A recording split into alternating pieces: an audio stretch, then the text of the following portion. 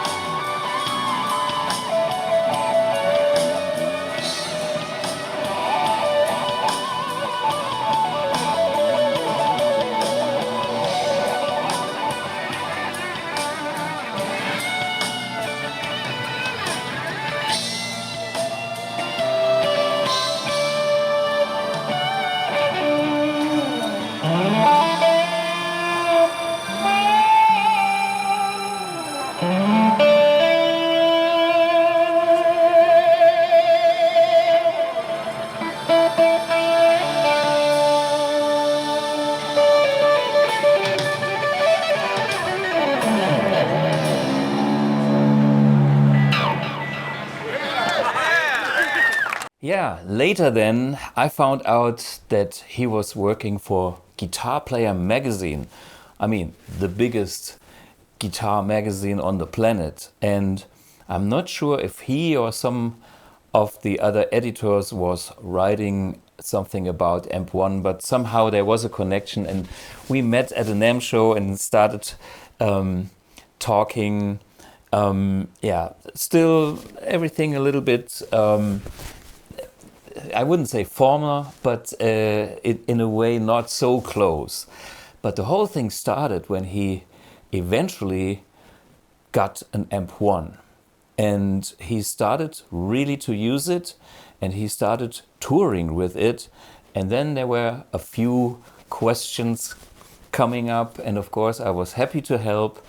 And he, from this moment on, we stayed in a closer contact. So every time when I came to NAMM, he was there, we had a chat, and we were even meeting sometimes after NAMM, having a coffee, for instance, at Pete's Coffee in Westwood. close to a friend of mine's. And one day he came up with the idea to make a portrait of myself for his podcast channel, No Guitar is Safe.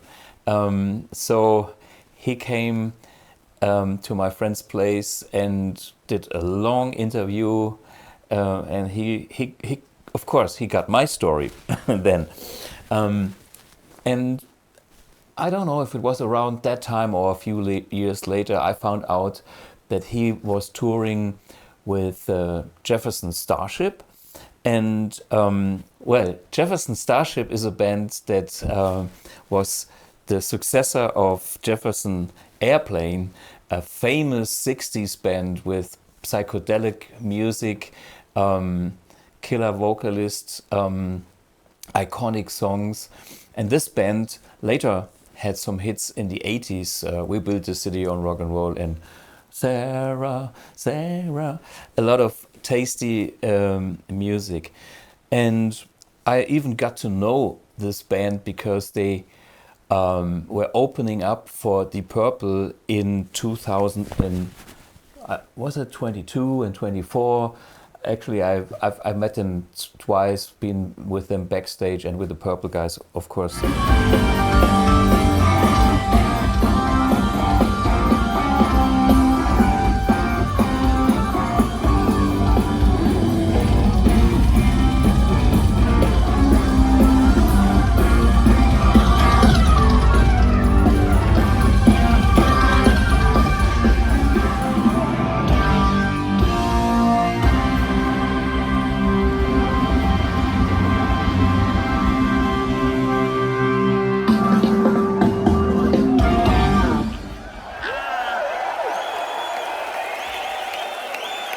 So this was another point. But the funny thing about Jude is he got his amp1, he toured with it, everything happy.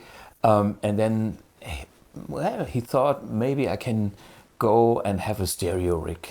So then, well, he got another amp1 and used that and had this combination of two amp1s.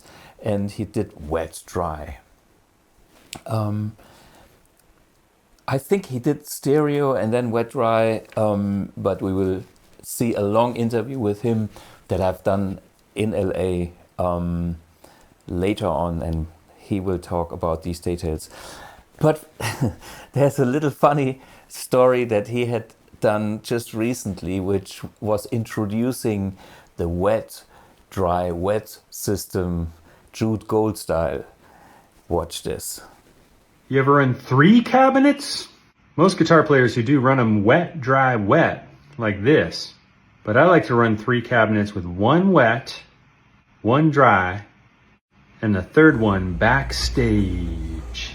Yeah, and I don't know when, but in between all these times when we connected and met and talked, and he used the amp1 on tour, he then also remembered that I talked to him about me using the Fatcab, and he seems to be interested in that. And then one day he got a Fatcab, and he was simply blown away because he and his sound engineer did compare this to other cabinets of that size. And yeah, so he slowly got into the BluGuitar family universe without pushing. It's a very nice and natural thing, and I think it's so nice to make even friends doing what I'm doing. Making amps and connecting with people in Los Angeles and elsewhere. Watch my very long interview with Jude Gold in LA that we have done after NAMM show. Finally, we had a long time to talk, and if you have the chance to see that band, it's an iconic band. I'm talking about Jefferson Starship. If you have the chance to see what Jude Gold is doing by himself. Sometimes he joins some jam sessions and things. He is definitely worth watching every time because great taste, some exciting techniques on the guitar, his slap guitar, he will demonstrate this in the video. Yeah, and just what a nice guy, what a great player. Ladies and gentlemen, Jude Gold.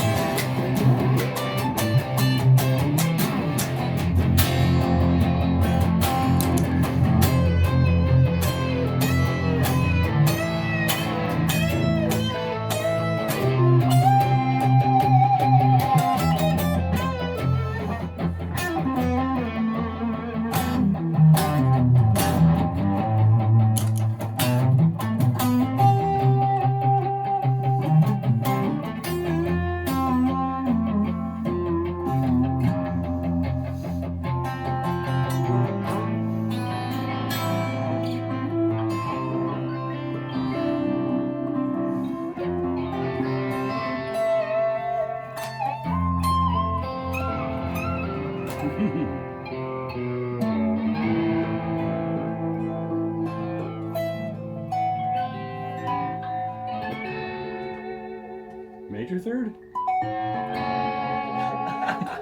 Major six at least. Yeah, ladies and gentlemen, the one and only Jude Gold. I forgot that we're... Hey, how are you doing, Thomas? Yeah. What's going on? And today we are in your hometown. Well, LA. Los Angeles, yes. Thank you for inviting me over to Gunnar's incredible guitar cave. Of course, with too many guitars and not enough room to move. And I love how you have it said, like, I've been on the road doing interviews before, and you got to like kind of like jury rig it, improvise. So this camera here is on 2 Jensen speaker boxes. Right. And this one here is attached to a Les Paul on a guitar stand. And that's on the desk. Yeah. And one time with Jefferson Starship, my first gig ever, I flew on an airplane overnight. Yeah. And we did a little impromptu rehearsal in the hotel. Right. And I wish we had it on film. Because Chris had a little tiny keyboard, our keyboard. He figured out how to play through a clock radio. And then Donnie found this favorite little trash can from the hotel room. He brought it in there, and he was playing drums. And I had a little practice amp from Boss or something. Yeah, a little Boss Micro Cube. Yeah, the micro band.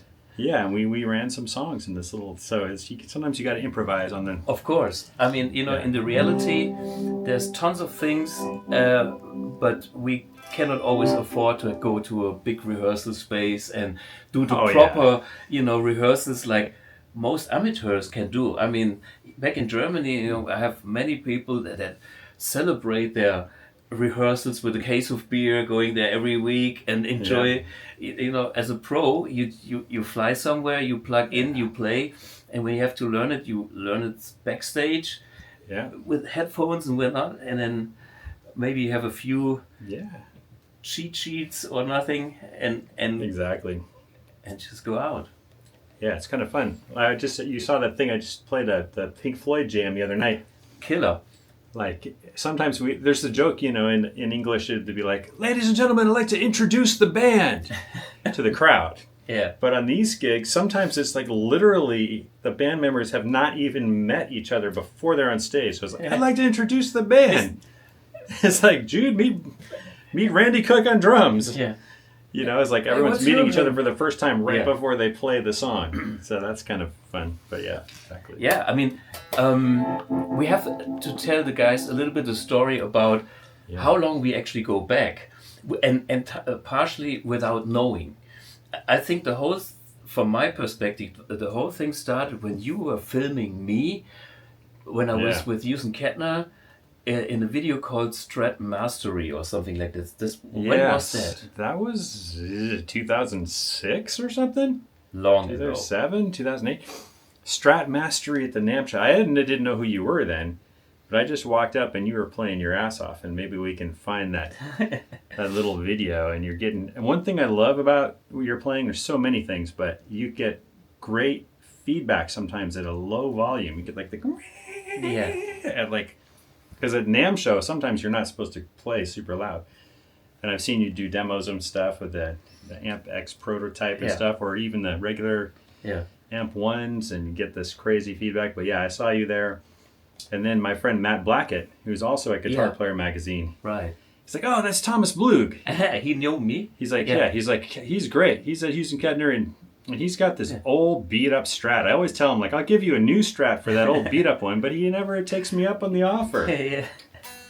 By the way, the offer stands for me, too. I'll give you a shiny new Strat for that old beat-up, scratched-up one. But now it's so dirty, people are already complaining about it, and I do it on purpose. So it's like, it's getting more disgusting, so people don't want it anymore. But anyway. And this one looks cool, too, though, because this one has, like, the... cosmetics relict look. Yeah, I mean, this is a BluGuitar. We call it Masterbuilt. We have no serial production. There are a few made. This is number 47. This is the last one. Yeah. And as they always get better, because we learn by doing, I always have to keep the last one. So I have about 10 at home, which I cannot sell because they're all too good. Oh, really? Yeah. But the funny thing is, I had to adjust the neck coming here because it's so dry. Ah, yeah. LA, Imagine if you went to Las Vegas, even more dry. Yeah. But you're right. Tragically, it was a very dry period that contributed to those. I mean, wildfires with the winds and everything. Tell me more about that. I mean, you live very close to. Oh yeah, there was. You are personally not. Oh, I'm very lucky. I'm fine. There was one fire that was a big brush fire that just stormed down the hill in 3 hours and ate up the whole valley, like 60 acres. Wow. But it was all just nature. And like by that point, Yeah. it was like 2 days in, and the winds had died down enough that they could get helicopters in there to spray all the houses and protect the houses. Okay. Yeah. But the first day or two, they couldn't even fly. It was too dangerous, and even if they did try to drop something, it would just get carried away in the wind. With the wind. Is this like the Santa Ana winds, or was it's Santa Ana winds? It's wind coming from the south, right?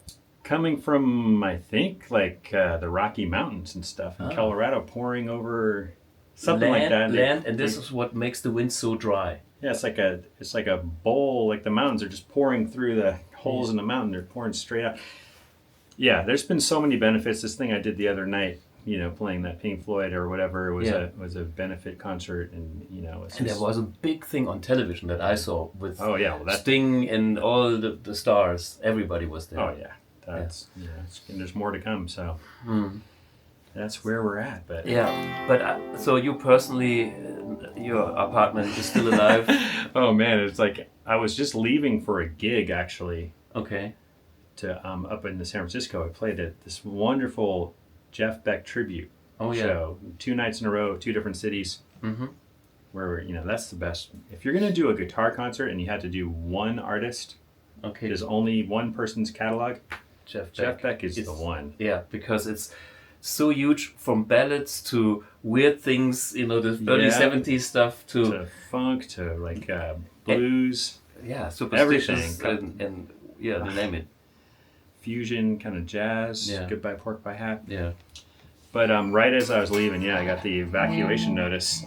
I was like, oh, there's a fire on my hill. Okay, great. Mm. And I was like, well, I'm already leaving town, so I'm just going to keep driving and hope that everything is there when I come back. Yeah. But wow. Yeah, I'm lucky. I mean, I know so many musicians who lost everything. Yeah. Terrible. It's hard to imagine. Yeah, it's very, very, very terrible.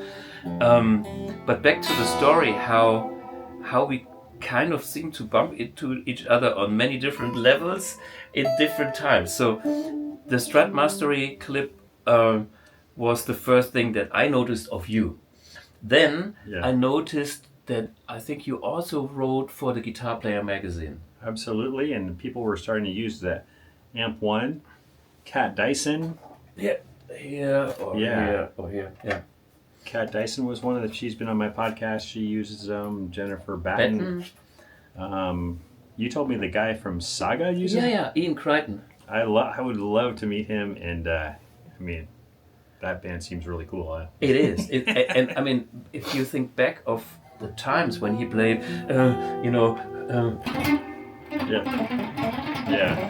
all this muted, Almiola style, unbelievable. Tonight, the night we're on the loose. That's such a good song. Yeah. Back, very syncopated and yeah. It's like pop prog. Yeah. It's like prog pop kind of, or it's like Asia or something. Yeah, but in a very nice way. And of course, when they came out in Germany, they are huge. They are huge. Oh man. On the radio, we had SWR, Südwestrundfunk in German. Everybody in the southwest of Germany knows that radio station, and they played Saga all the time, and this kind of keyboard. Yeah, totally.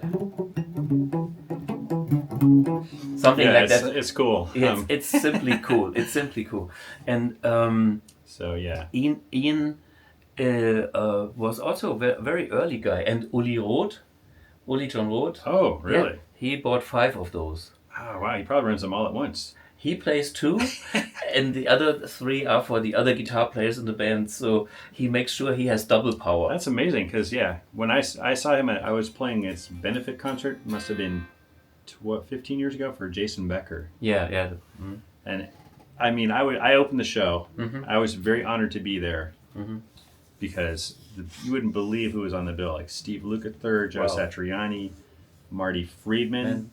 They all played like 2 or 3 songs each. So many great players. And Uli Jon Roth at soundcheck, he had like 200-watt half stacks. Yeah. And that was one of the loudest guitar players I ever heard. I mean, it was amazing. It was like a force of nature. Yeah, it is a force of nature. And it was, it was. It is how much electric guitar can hit you, and it does. Wow. Yeah. Yeah.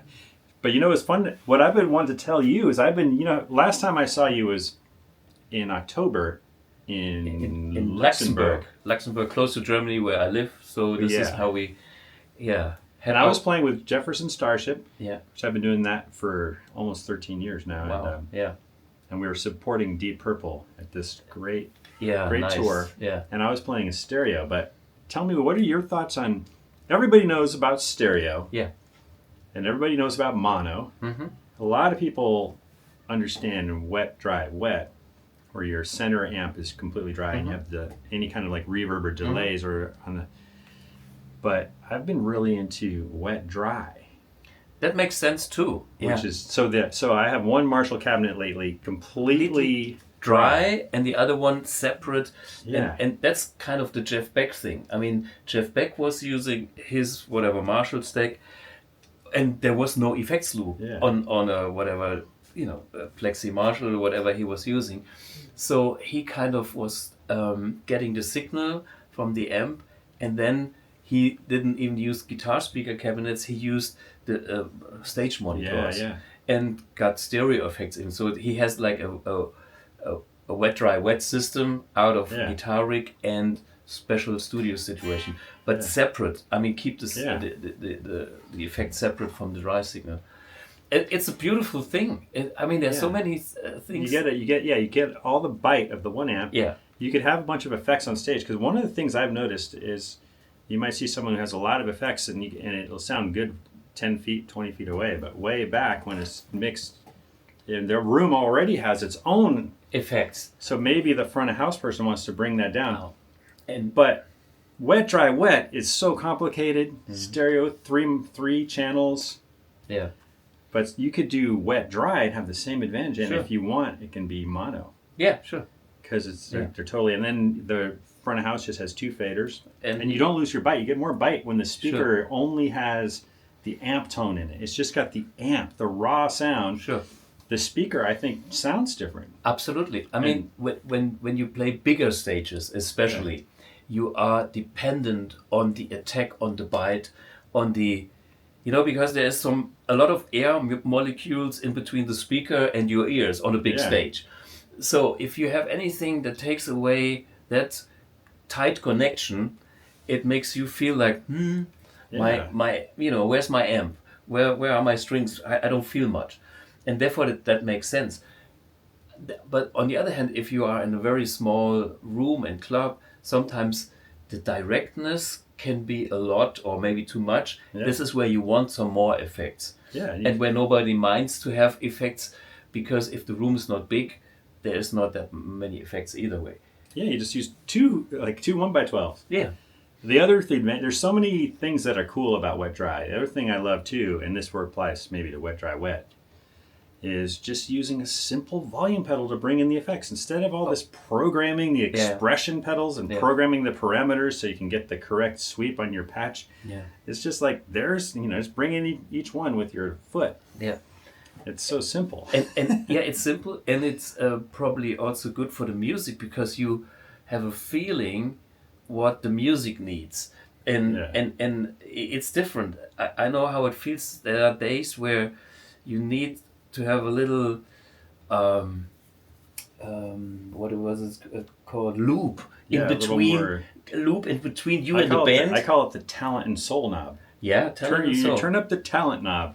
Make me sound more talented. I will invent something which is the talent booster, which goes under my name, Thomas Blug, TB, talent booster. Exactly. No, anyway. But it is what you need sometimes to blend with, to find yourself in the right spot. Yeah. And I got to give Tommy Alderson, who's the Deep Purple guitar tech. I've done this before, but it had been years. He got me thinking about it again, so I got to give him credit. He's a great guitar player, and he did guitars for Steve Morse and the Dregs, Steve Morse, Deep Purple. Now he does Simon McBride, who's the current guitar player of Deep Purple, who's great Irish guy. Guitarist. Yeah. I know you had him on we met in Luxembourg. I interviewed him a little bit, and nice guy. Now, we almost came out. You made me a very nice invitation to me and our guitar tech, Todd Mills, to come out to your place, to BlueGuitar headquarters. Yeah. But that was the one night of the tour that Sir Ian Gillan, I don't know if he's a sir, I call him a sir. But he is probably a sir. The lead singer of Deep Purple and the rest of the band invited us for a band night dinner. So we couldn't make it, but that was a funny night. It was Mexican food in Luxembourg, and it was endless pictures of margaritas.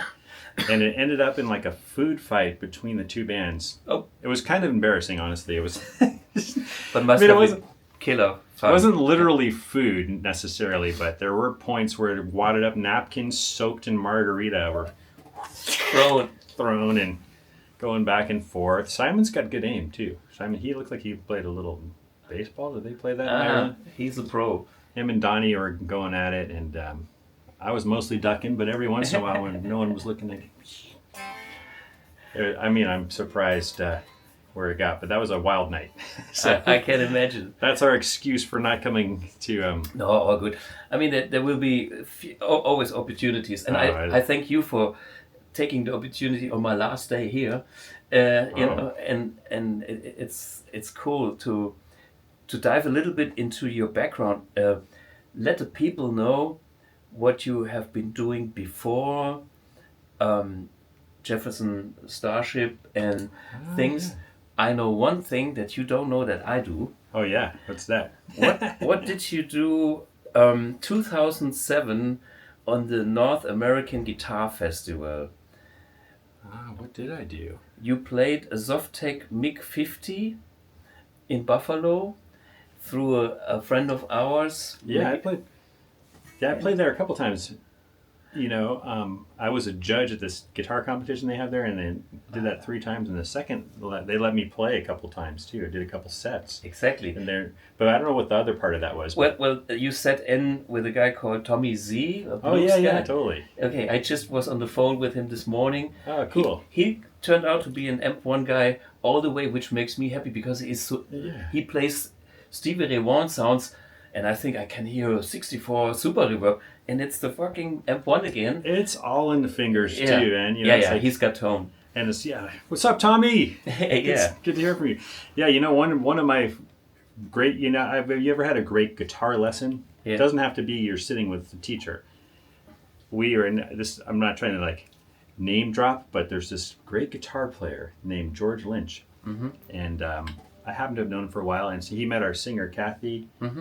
And then next thing I know, she's like, hey, George might come sit in with us tonight. I'm like, cool. So we get an amp set up for him and everything. Cool. But it's just running dry, guitar and cable. Yeah. And he doesn't come to sound check. Okay. Oops. And we think, oh, he's not going to come. You know? And then it's the very end of the set, and we're jamming. It's almost the last song. There's kind of a place where we look, there's at the monitor board. I'm like, there's George Lynch. Yeah. I'm like, so I give him this guitar that was there. And... it was just a guitar into an amp. And it sounded great, but he was like, this is where the lesson came in. He's like, oh man, I could use a little, like, as we were saying earlier, talent. Talent boost. A little delay, a little more. Sure. Yeah. And I'm like, fuck it, I just gave him I was holding the Strat. I took his guitar, I gave him my Strat. So all night I'd been playing that same rig. Yeah. I forget what it was back then. Maybe a Marshall? I think it's probably a Marshall. Okay. And some pedals. Rented Marshall. Yeah. Backline Marshall. And, he took my same guitar, my Strat, didn't change a single knob, and he played. And he got all, you know, we're talking about the fingers earlier, like all the different sounds and bends and squawks and mojo. Like, and he was George Lynch all the way through. Right, yeah, he just completely did it. Like, I was like, wow, I didn't know my guitar could do all that. I'm a big fan of his playing, so Lynch that was a badass moment. The other bands he played in. But I mean, Dokken, yeah, sure, yeah. And I just love too when he just plugs in and just starts noodling. You know, he's the pinch harmonic thing, and then he has some. I think he does a wet dry too. I think he's doing wet dry. Okay. Using last time I saw him, he was using the Power Station from Fryette, which is something you can use. I'm running a Sur isobot, like a line out box, so I'm literally taking the line out from the amp one as well. So that way it just goes, it's a totally separate line into my other amp one. And I use the other amp one as a power amp. Ah, okay, cool. Yeah, kind of. Yeah, cool. it's cool. So you have the complete sound of the amp one. Cool. Talking about guitar lessons. You just do something that I'm very impressed of that you're doing. The Spank guitar. What is the Spank guitar? It's just, I mean, I used to love slap bass when I was a kid and younger, and because he Primus a lot and Chili Peppers and stuff. Yeah. And my first guitar hero was Nile Rodgers. Of course, yeah. Yeah, totally. And the bass and everything, and yeah, totally.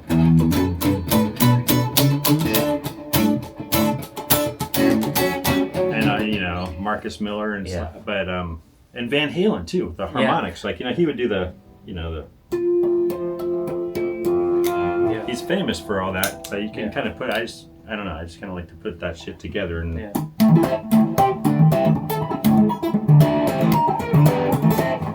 And then maybe a little more, not so much delay, you know.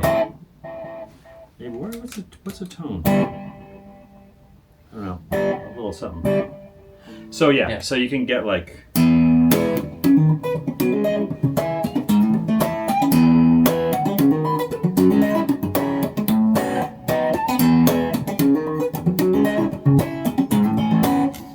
It's endless. I mean, okay, like what time signature is this?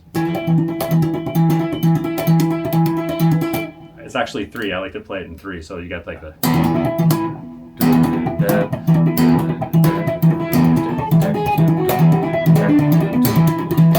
Yeah, it's exactly. Like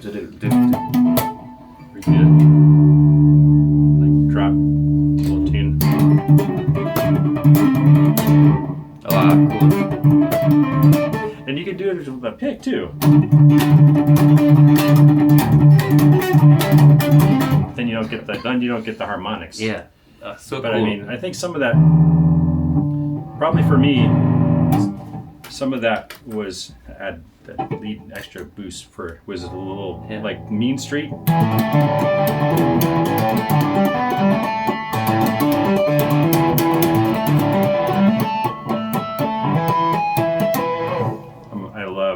I love the groovy part of Van Halen. You know? Yeah.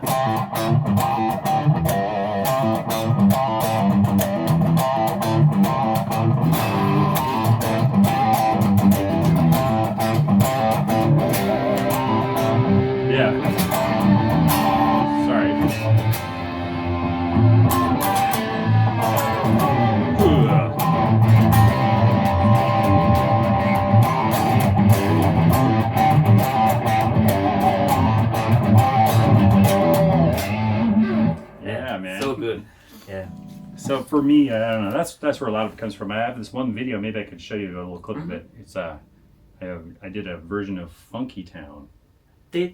What key? Well, I do it in drop D. Yeah, it's like it's like a.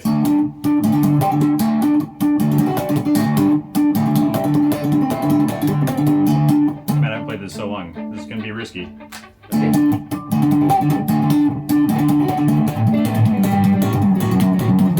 And then this part is.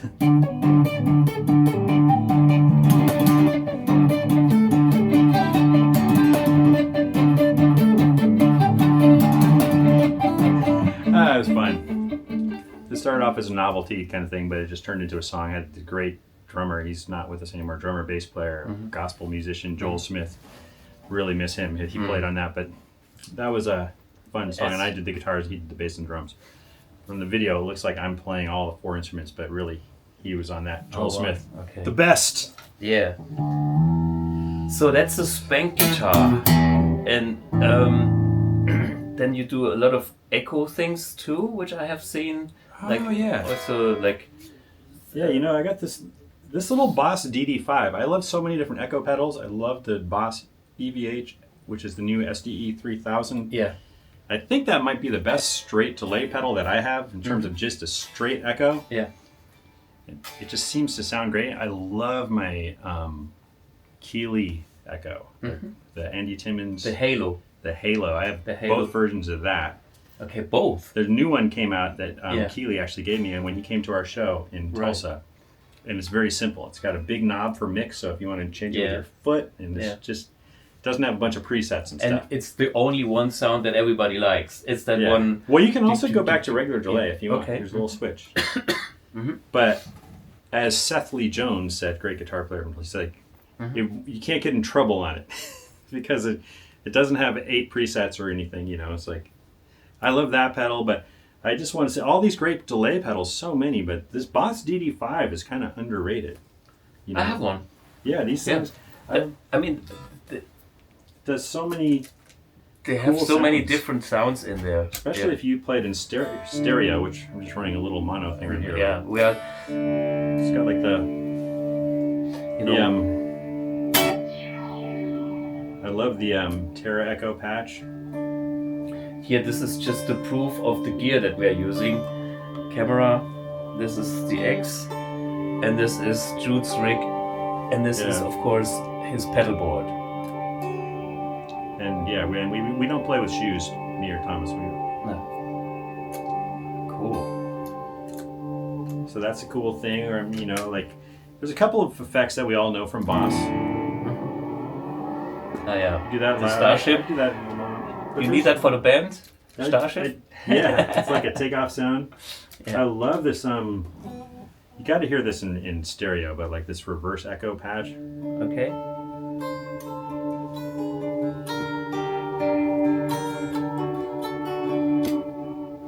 It's like, I think if one kind of goes through one cab and the other's straight. It sounds Yes. amazing. All right, give us a little solo in D minor.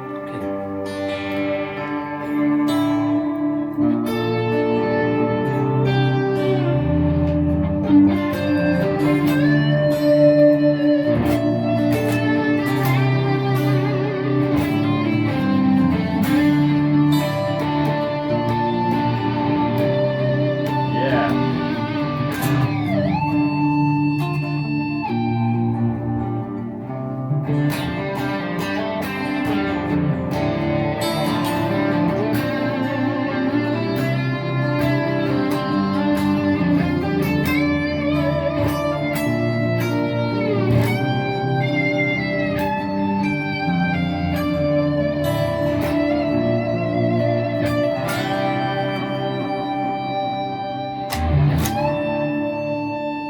No way.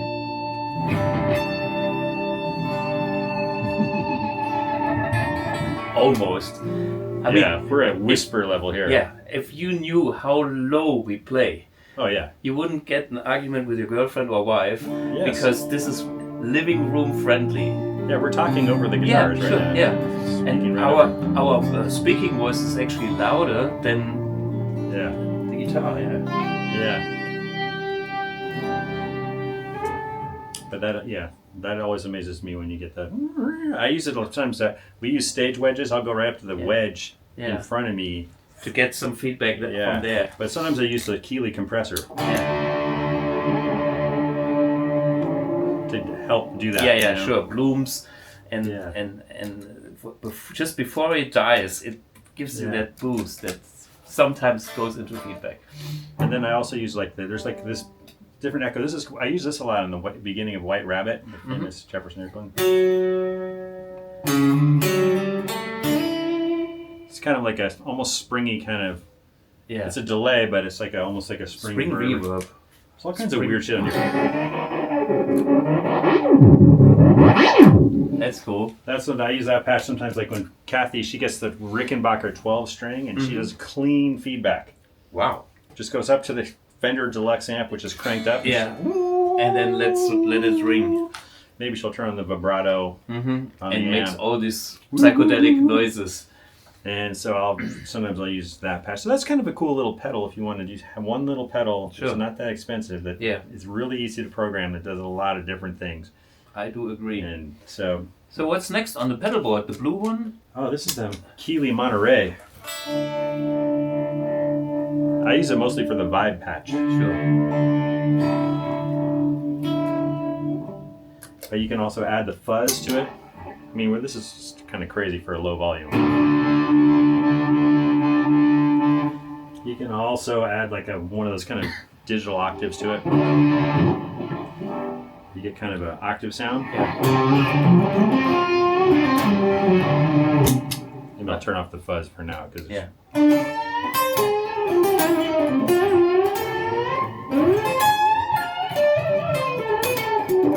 Or you can go down to the lower octave. You know, I mean, this is a fun pedal.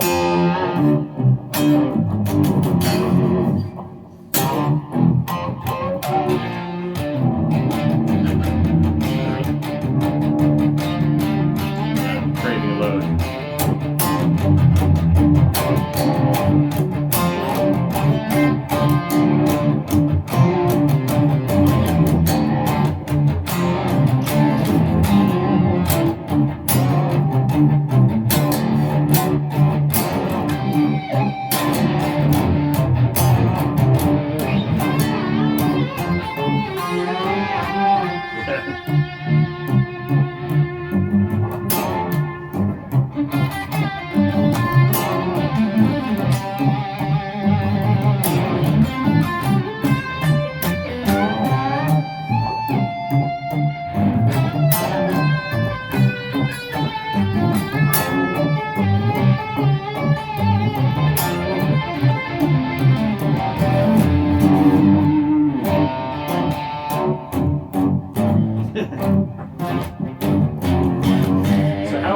Does your bar go? Like, do you set the G string to a certain height? Yes, minor third, like. Yeah. Yeah, that's what I do usually.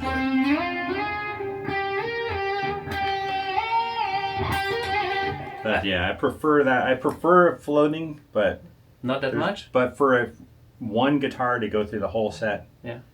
You know, I like, and then drop D a lot. Okay. We met the guys from Engel. Engel. And Martin Krobinger, how do you say? Yeah, Martin or Kroh. I wish I could remember his last name. Yeah, Jürgen is the other guy. Yeah. And he was there too. Yeah. And they gave me this new thing. It's called Tremory. Isn't that called the Tremory? Oh, you have. Isn't that the thing that you plug in? God, it's so funny. Now I'm getting old because I wrote a whole review of this on guitarplayer.com. Another day and everything is gone. I know how it is. It's called the it's like a hardtailer. Hardtailer. That's what it's called. It's called the hardtailer. It's a really cool piece of gear, that really good trem stop, pretty much non-invasive. We can't have a backplate on there, but if you want to take a floating trem and go to drop D in a second and go back and forth. That's the thing. Hardtail. You can do it even with a Floyd Rose or anything. And it's, you know, when it's not in use, it has nothing to do with your guitar. When it's not in use, you wouldn't even know it's there. They also do a thing called tremory, which replaces one of the springs. Yeah. And it can be locked with a... Yeah. But see, then you're attached to the block and there's all this stuff. Yeah. When this thing is not in use, it has nothing to do with your guitar. It's like it's not even there. Okay. You don't have to change anything other than 4 little screw holes. Nice. So it's a good addition to that product. Okay. It's a good evolution of that. And it's very small, kind of expensive. I mean, I don't know. Everything is expensive these days, so I don't want to say that it's expensive, but it's like it costs a lot of money. Yeah, but if you really make use of it, it's worth the money. It transforms your guitar. Yeah. And so otherwise I'll have a sitting on the body. Okay. So I can do a quick drop D, or if I break a string, I'm not in trouble. I can't do that. I can't because mine is always floating. So I'm playing a 3-piece band sometimes, and then I can fake it a little bit. I'm going out of tune, you know, when I go. Yeah. It's good for solos and stuff, right? So I can do all that. How do your chords sound now? That's pretty good. Yeah, well, it is just okay. Yeah. But I wouldn't do it with a keyboard player. You know what I mean? Oh, yeah, exactly. Because my bass player, he can notice, and then we make it work somehow. Yeah. But it's just for my 3-piece. Yeah, was that the CD you gave me? Because you gave me a CD in Europe, a brand new album. And you gave one to Don Airy too, the great keyboard player. Yeah. No, this is another band. This is called Blue Grenfell Engling, which is like the harmony guitar with Ben, the Finnish guitar player. Oh. We've done there. And my other band I'm talking about now is the Rock Anarchy. Yeah. Anarchy leaves a lot of space to fill it, and one is getting slightly out of tune is not a problem. Anything is not a problem in this band, which makes it big fun. Yeah, I want to see more of that. Yeah. My last CD player just died. Oh, it's hard. First I thought maybe this is like a Euro spec CD. Maybe it doesn't play like certain DVDs. No. DVDs is a different thing. They are copy protected for Euro and the US. Hey, my last CD player, I had this one that sits on the table in the kitchen. Doesn't it's work. Gone. Okay. So now I need to at least have one CD. I'm old school. Yeah, old school. I still have one in my car. My car is old enough to hold CDs. But anyway, yeah. Hey, do we have more toys on your pedalboard? Well, the one that people ask me out about the most is every once in a while I just feel the need to go. I have this. I mean, it's this Digitech Synthwah, but you don't want to use it too much. But one time, and I mean, it does some cool sounds. I also kind of like.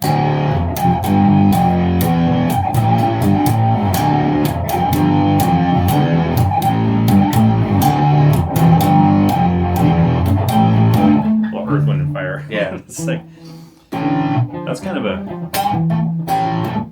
But I don't know. I just usually use it just for. It reminds me of like. I prefer pinball machines from back in the day, Big. Yeah. It's like playing guitar. Yeah. There's so much mojo. You got to shake it. That you're about to lose the ball, but you put your soul into that machine and move it like this, and just barely get that one flipper on it. Wow. Save it. Flip it to the other flipper. Yeah. There's so much juice in there. But I did like some video games when I was a kid, and one of them was Defender. Okay. And when you put the quarter in the machine, it goes. You're like, yes, you got 3 spaceships. You're ready to rock.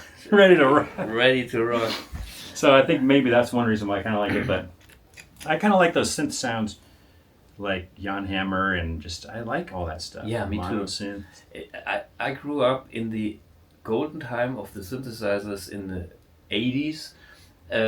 When I started to play the guitar, I was still influenced by my parents and what I listened earlier, but my teenage friends, they were into Depeche Mode, and all this kind of Human League, beep, beep, and here, Funkytown. Yeah. And what is the band, by the way? Well, that was like it was called Lips Incorporated, but I think it was basically one producer. Yeah, I mean, those bands, they produced hits, and they had only like one hit, some of the bands. Of course, he's set for life off of that song. That's sure. I think I got into that song because when I went to music camp at age 9 years old, you took different classes, and they threw me into a steel drum class. Okay. And that song was number 1. I mean, it was in the on the radio, so he had us play that song, and the sopranos were up there with the thin pans, and they go ding ding ding ding. Yeah. But he gave me the bass pans, which is like 5 gigantic complete oil drums. Okay. So it's got like, it's got like 18 different notes. So you're doing like the disc, so you're going, wait, here they go. 2 different drums. Or something like that. It was just really fun. I think that song maybe got into my head or something, but I don't know. I remember that song from a totally different side. My sister, in her room next door, was playing that song, playing party with some other friends, and I was always keen on the, on the. Oh yeah. This. Won't you take me to?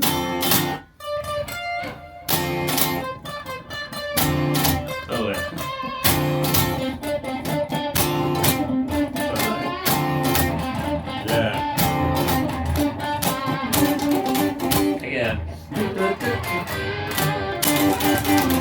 I don't think I put that in my version. Yeah. I think I skipped that part. Something missing.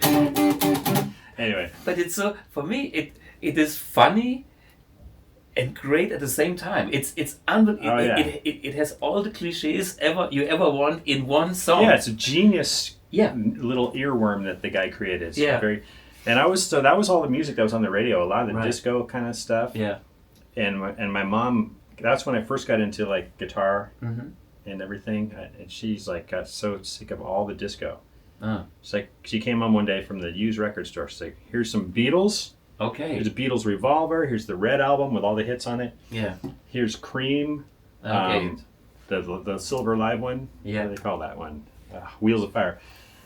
And Chuck Berry, man. Okay. She gave me all these she's like, you need a slight chorus adjustment. Next thing I know, my first song I remember playing is.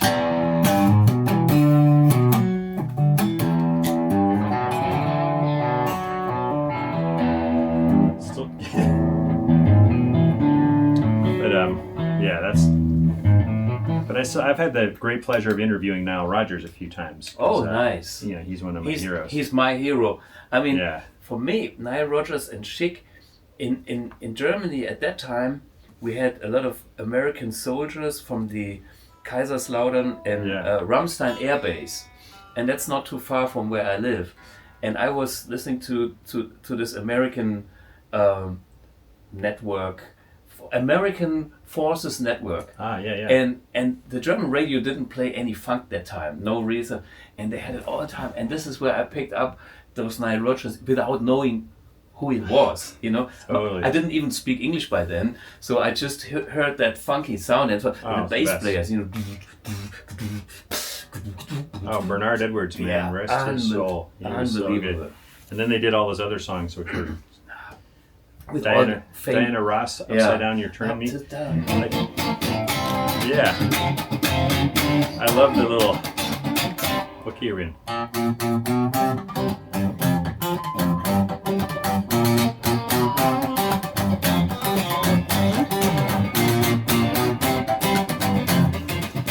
Yeah, I mean, you know, I went through all these songs with him on the podcast, but I didn't get lucky. I just, Yeah. and, Whatever. yeah, Yeah. he showed me too that I think I got this correctly. He's like, man, I go into the clubs and people are playing, "Aw, Freak Out," and he's like, "Is that how you think I play it?" He's like, so what he says is, I think he does like maybe 2 or 3 strings at a time max. I mean, I can't do Nile Rodgers, but there was something about that. A different pickup probably.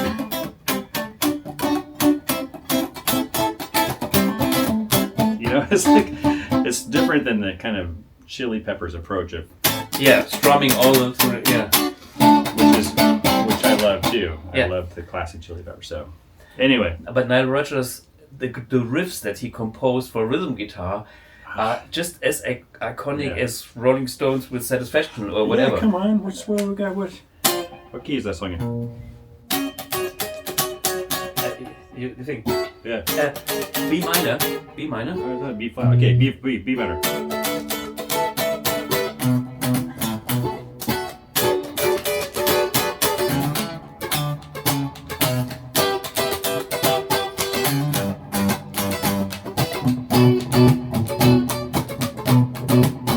Totally. When I first heard it, I was like, oh, that's Steve Ray Vaughan, right? He's all over that record.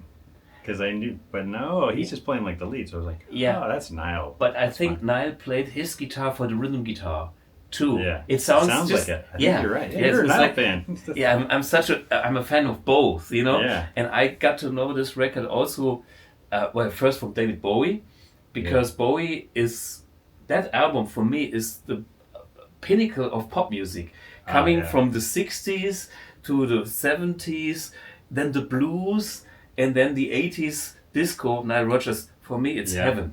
Bowie's a genius. I mean, Genius. not only all this music and everything, but he's like, I want to hit, and he's like, This Nile guy, Rodgers. you do it.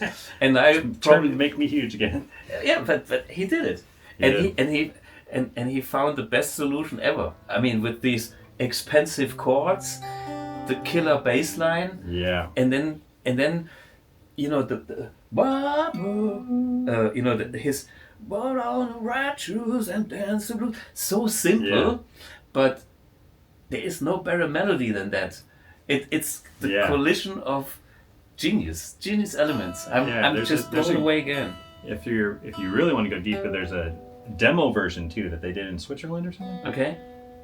When he was just kind of testing out the arrangement, totally different musicians. Sounds so good. It sounds different than the final version, but it's still super funky. Where can we listen to that? Oh, that's on YouTube or Okay. yes. Yeah, let's find about all that Yeah, stuff. it's kind of like it's a little different.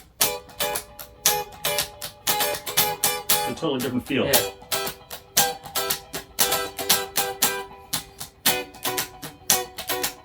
And yeah, so you could just tell they're into it. Like, Yeah. it works. It's gonna Yeah. like when you get it to version 7 on Amp X. Yeah, it works. That feeling. Yeah, thank you. Yeah, I mean, I'm working on version 7 now. Yes. And it's getting there. Yeah. Just very briefly. Before the Jefferson thing, did you play in other bands? Did you have like smaller bands? Oh yeah, I've been doing this since I was 17. You know, Okay. playing like around town, and then I used to play with JGB, which featured 4 members of the Jerry Garcia band. Okay.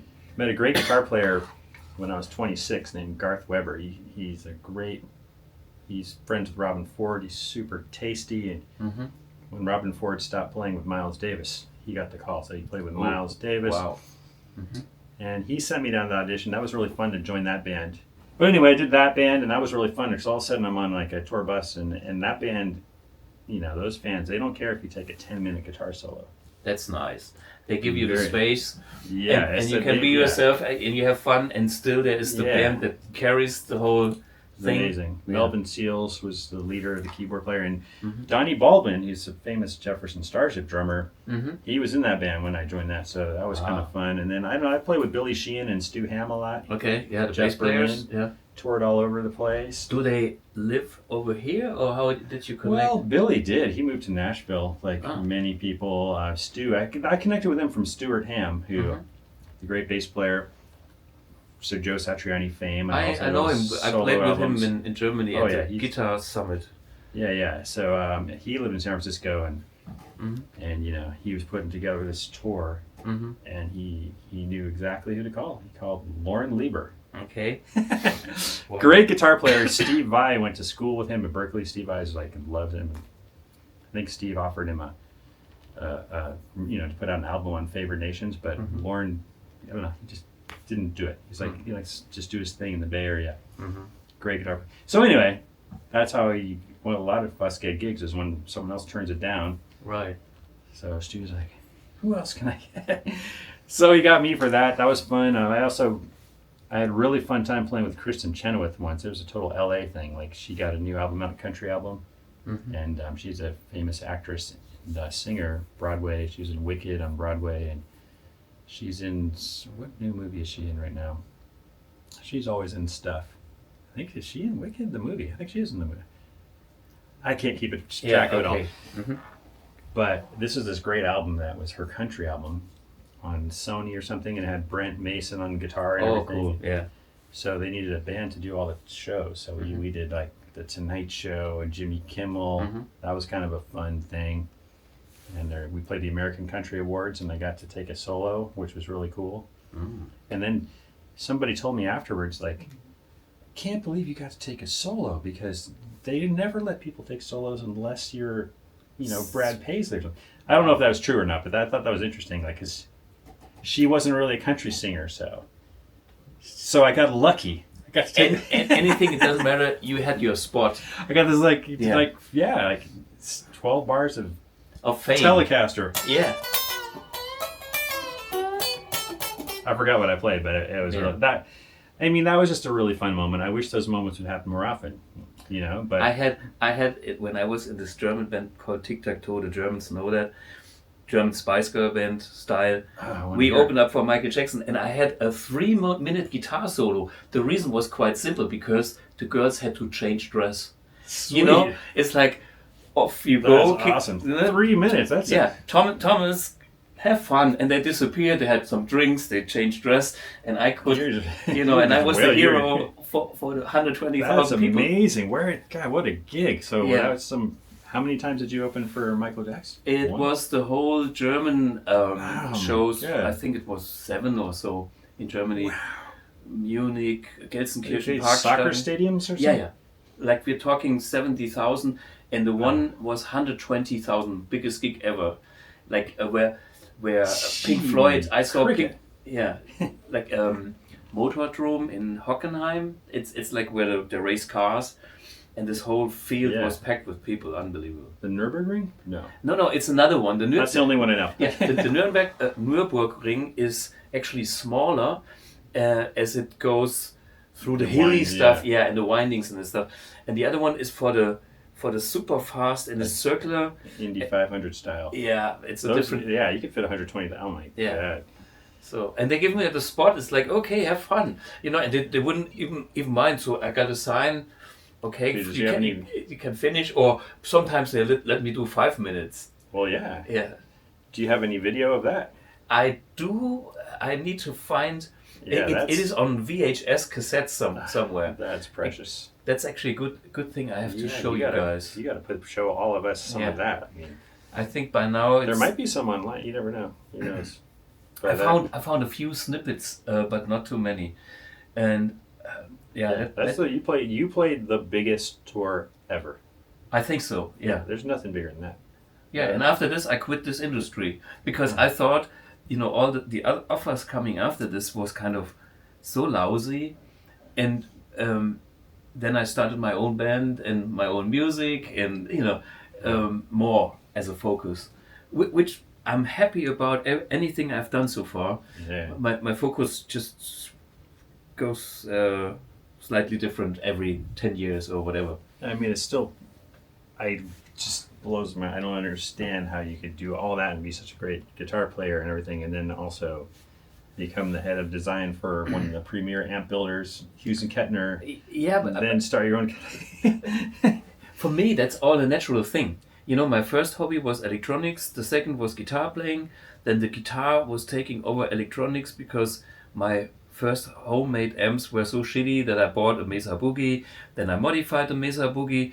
Then I noticed I better get a vintage Marshall. And then I had session work. I bought a Fender. I bought a Vox. So I had this kind of palette. Then I became a demonstrator for Hughes and Kettner. Then I was complaining about the sound. Then I was in R&D, 27 years.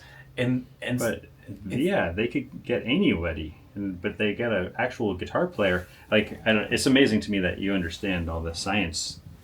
Yeah, I mean, it's. I know what I know, and I know what I don't know, and I do have special technicians for things that are beyond my level, but I'm good enough.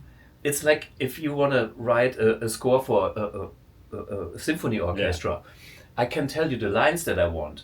Yeah. But I've done this actually. I played with symphony orchestras, so I was playing some keyboards naive style, so that a professional guy that understands that knows exactly this violin starts here and ends there. Yeah. And I would have the orchestrator. Yeah. I would have put on notes that this instrument doesn't even can play.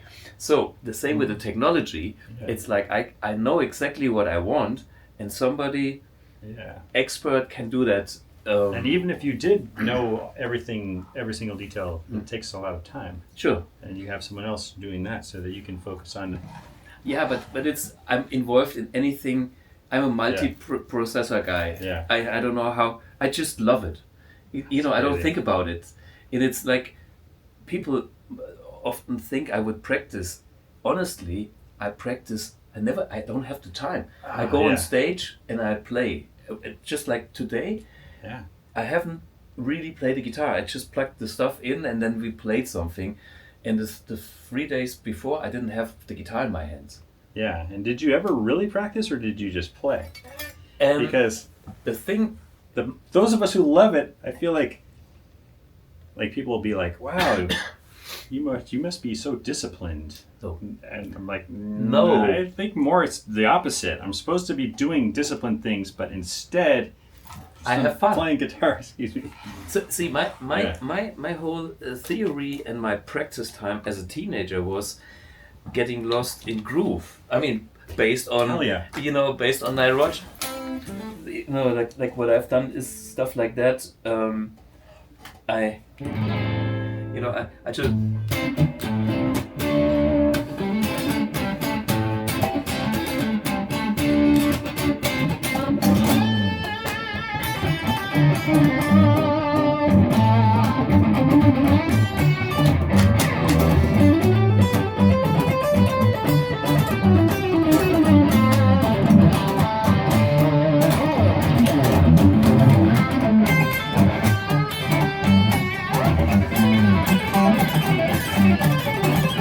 Oh yeah.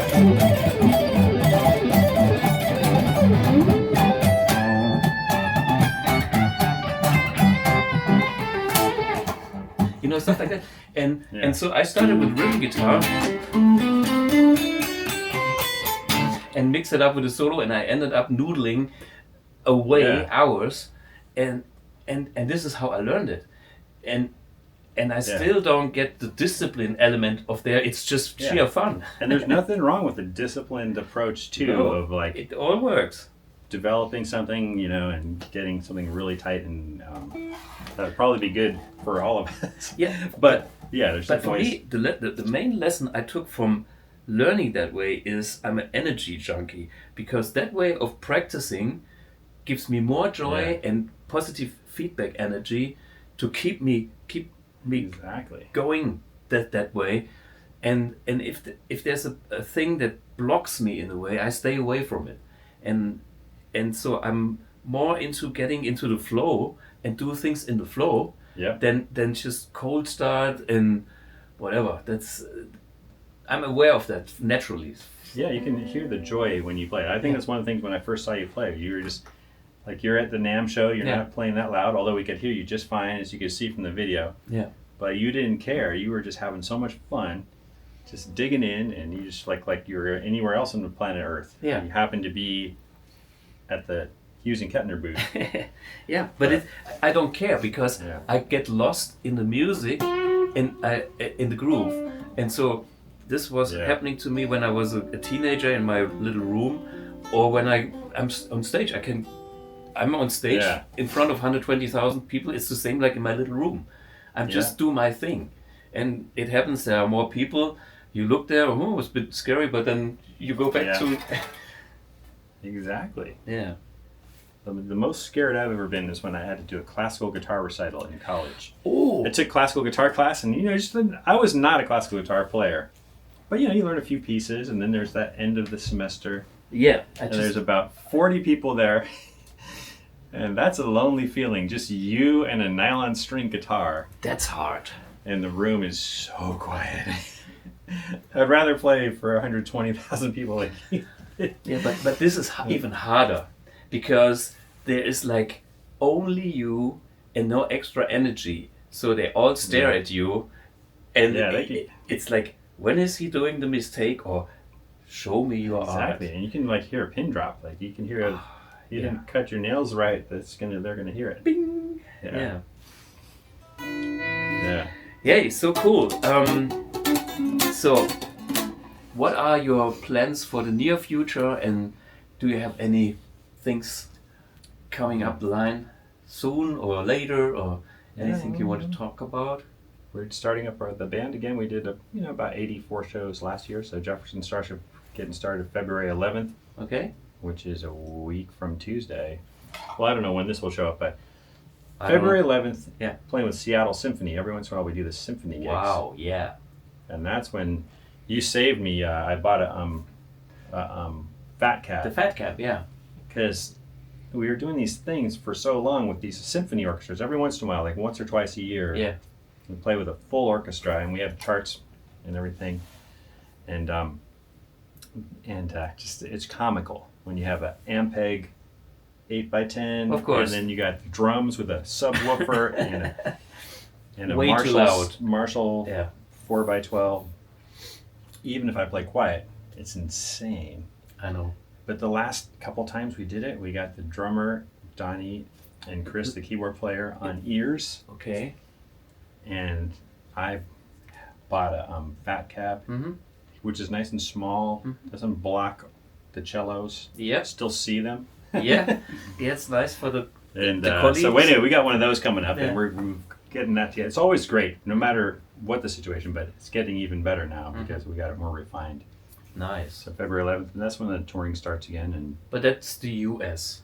Yeah. U.S. And I don't know if we have anything on Europe coming up maybe in a year. From the pattern that I was monitoring over the last years, it was more like every second year that you come to Europe. Well, yeah, with Deep Purple, we did 2 of those Europe tours, and they were 2 years apart. And hopefully they're not sick of us. Maybe no, it was so 26. I think you guys had so much fun, and we also had so much fun with the guys backstage. On stage, remember the video that we took when we were where the monitor guy is? Oh yeah. And absolutely. Ian. There's so many Ians in that band. Ian Pace, Ian Pace, Ian the monitor guy. Yeah. Yeah. Super. Yeah, so we were just doing all that kind of stuff. I'm doing more recording, and I can't remember everything else, but just always messing with the gear and having fun. Probably stick with wet dry, otherwise I might go back to stereo. I don't know. Donnie, I used to just use one 4x12, which is plenty, but Donnie's kind of old school. He's like, man, it looks cooler if you have like more. I don't know, he didn't use the word 2 4x12s because he's, a drummer. Yeah. He's like, man, well, double that up. Yeah. I'm like, okay. Don't threaten me with a good time. Super cool. I love that. First, I used to love running like just one Marshall head through like 2 4x12. It's not that much louder, but I don't know, was I doing 8 ohms or something? And it just sounded right. Yeah. Just kind of a wide sound. You sure? Yeah. Cool. What about you? What's cooking for you musically? And well, I already have booked a couple of gigs on my German. I'm literally doing my weekend gigs in Germany mainly. I have 2 little tours with Ben Granfeldt, where the guy that I did the album with. One is in May and one is in September. It's a 2-week tour each, and then in between I do my Rock Anarchy thing and see what comes up. But I'm pretty happy with the amount of gigs. It's 50 to 70, and that's enough for me because I still got the company. That's a lot to run a company at the same time. But I told everybody, you have to help me. So it's like with the Rock Anarchy, it's like I just jump into the car of my colleague, we drive to the gig and we play, I have a beer and I drive home. Super, because he has 3 beers. And it's fun, it's a therapy, and it's not eating up too much time. So that's why I'm not into big trips and heavy projects that needs a lot of time to prepare at this stage. Right. Maybe there comes the time when the MX is finished but I love to work on this. It's so important. And then I probably do another bigger musical project for myself, just for fun. You got to do it. Yeah. There's always ideas. That's my problem. I have so many ideas for products, for music, for anything. My life is too short. It's a disease. Yeah. Do you find you have more energy as you get older to do more things, or? Let's put it that way. I still have the same energy. At least I believe. Yeah. Maybe I don't. But last year, the first time ever on stage, I faced a cramp. Like my fingers didn't move. I had to play like slide for 3 bars and get that. This was the first time ever, weird. Because I was like shredding for 3 minutes and then suddenly slow down. Weird, I know. First time ever, I had this thing where I don't know if it was like suddenly I was like, oh my gosh, I got arthritis or something. Where like certain chords, like a C chord, would just hurt. The first finger. It's probably going to come back and mess with me, but hopefully not for a long time. But it went away after like 3 weeks, or 2 weeks. It was just so weird. I never had that in 40 years of guitar playing. Yeah. Probably got 40 years. How many? Whatever. Enough. All right, let me try that guitar, man. I want to try a BluGuitar. Yeah, try it. I try yours then. And mine is, I don't think it's in tune actually. I just remember. I have a tuner built in. Let's see if I get. You're not gonna. This guitar, the neck is so skinny. It took me a while to get used to it. But I really love Strats. Oh yeah. Oh, this plays great. You play 9s too, huh? 9 to 46. I usually, I use 9s, but I always put a 46 in the bottom. But I should maybe cascade it evenly. Yeah, it's like 9, 11, 16, 26, 36, 46. Yeah. I love Strats. I mean, there's an old clip. I saw a clip of Yngwie, what was it, with Alcatraz or well, old clip. I mean, it's unbelievable. The sound coming through just a pick, a guitar cable, and a single coil. Stratocaster. And when he digs into like that big notes. Yeah,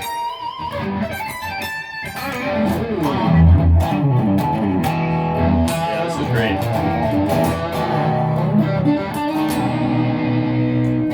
And I noticed you only have, instead of 6 screws, it's 5. But it's, this comes from my original 61.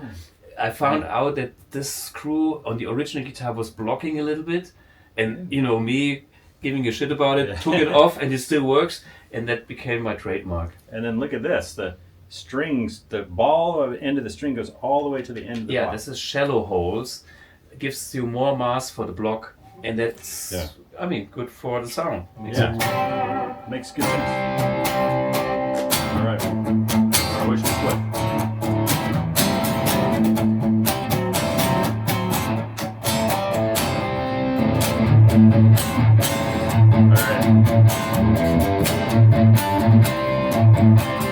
Where's 1? 2,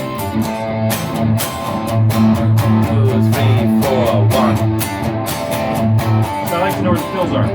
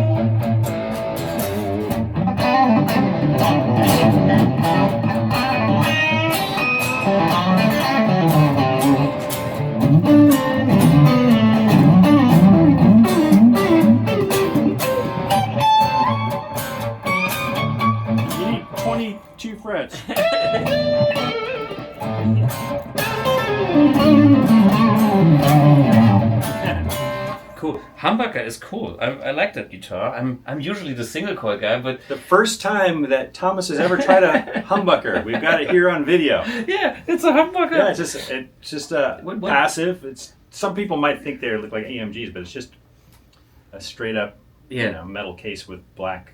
What do you call it? Anodized. Anodized. Maybe, I don't know. Covers. Yeah, it's starting to wear off, which I think is cool. Yeah, give it a little mojo. Yeah. So you have this set up beautifully. It's a little too low at the moment because of this dry air, but it's fun guitar, right? Yeah, it's great. I love it. I love the wide frets. It's funny because I used to always play 10s, and it's been about a year that I figure maybe 9s I could get a little more vibrato. Yeah, and the thing about 9th is it doesn't hurt your fingers that much. You know what I realized too? If you have a floating trem, then 10s feel kind of like 10.5s or like the thing is fighting you. So, but I still like there's certain bends I still have the 10 muscle memory, so I'll bend it a little high. Yeah, I'm like It's like you can. Where is it? Yeah. Spoiled milk sound. It's like wait, I didn't mean to do that.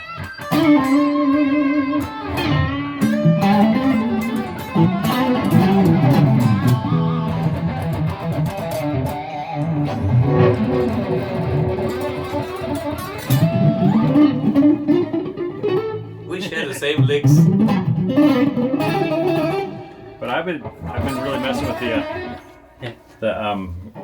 the Van Halen thing, which I think is really Uli Jon Roth came out with it beforehand. I'm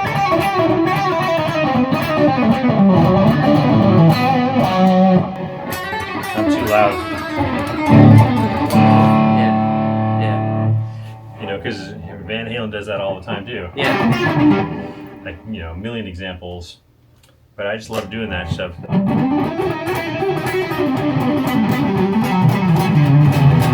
get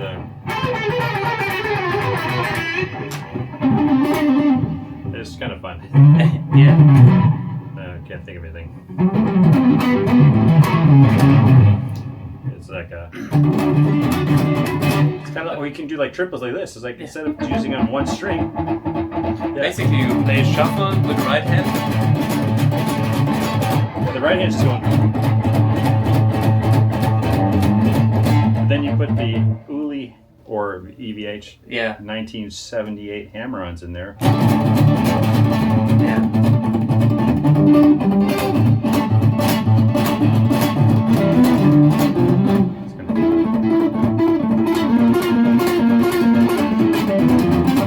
Anyway, so there's something in there. Something happened that's kind of fun. Yeah.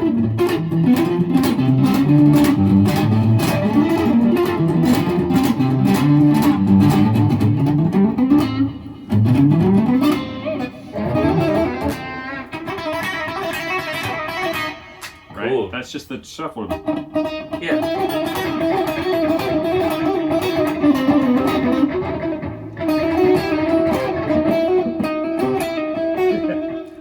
Just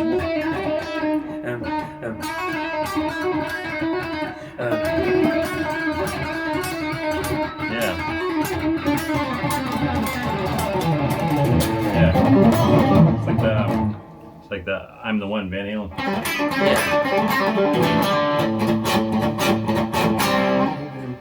Have you ever? Oh yeah. There's one lick that I can still not really play properly these days. Deep Purple, Child in Time. I don't know, how did he do that? Exactly. This is how Richie does it, or did it, but I don't get the control over the notes. So if you go...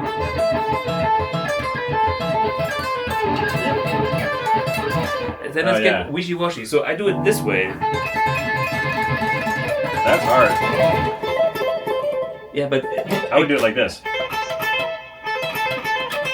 You have hybrid picking. But Richie definitely didn't do hybrid picking. On that tour with Deep Purple, they won't even play.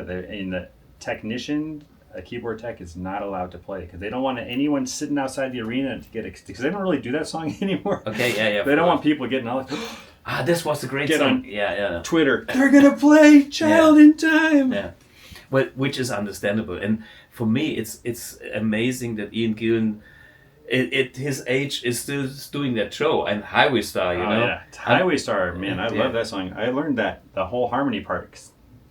You know? You play the harmony or the regular line? 1, 2, let's 3. see. So what? I'm a highway star. And then it goes back with the.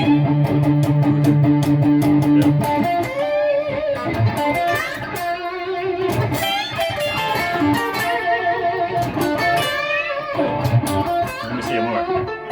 Okay, 1, 2, 3. Wait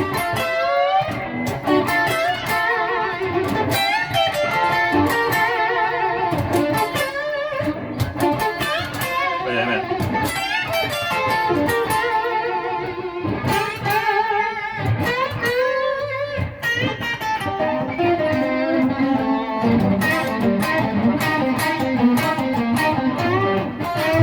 I think it's A again.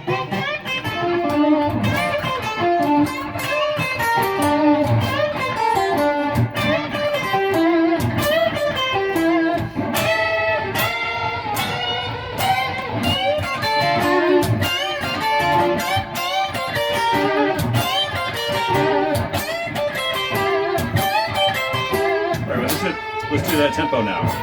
It's too slow. Okay, real tempo. Down, down. 1, 2, 1, 2.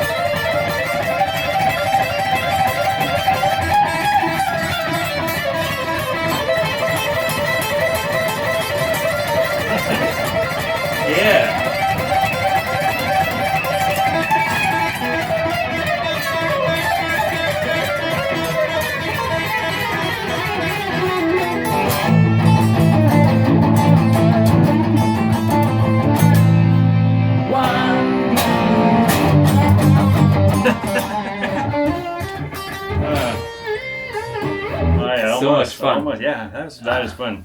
Well, cool. What a band! And hey, yeah. Thanks, Jude, for joining in. It was a big pleasure hanging loose and having fun with you. Yeah, well, thanks for fitting me in on the last day of your trip. Have fun in Jamaica. Of course, Rastaman. I switched to a different mode, you know, put the echo on. I'm just picturing you right now, just chilling on the beach with some kind of drink. And a rum drink, I think. A fruit punch. Fruit, rum. Yeah, some Jamaican rum. Come on now. Yeah, and it's warm, and I'm getting rid of all my you're winters. Just like, you come out here, get the LA sun, and get out of the German winter, the European. I escape my German winter. When I'm back, then the spring starts. That big gray cloud over Europe for it disappears. When I come home, it's gone. We're playing we play these boats that are so much fun. Okay. Because there's so many bands on all at once. Right. Yeah. We're gonna miss you. We're gonna get off in Jamaica. Ends in Jamaica, but that's like in a month from now. Okay. Too late. Yeah. Hey, cheers, guys. I'm taking this guitar with me. Yeah. Then I have to get yours. Yes. By the way, this was a Music Man. I have another Music Man, so. Cool guitar. No, it's great. Thanks for having me, Thomas. Big pleasure. Yes. And see you somewhere soon somewhere in the world. Yeah, we didn't even talk about NAMM, but it was good to see you in NAMM 2 weeks ago. Yeah. A week, whatever that was. Yeah. Cheers. Cheers. Auf Wiedersehen. Auf Wiedersehen.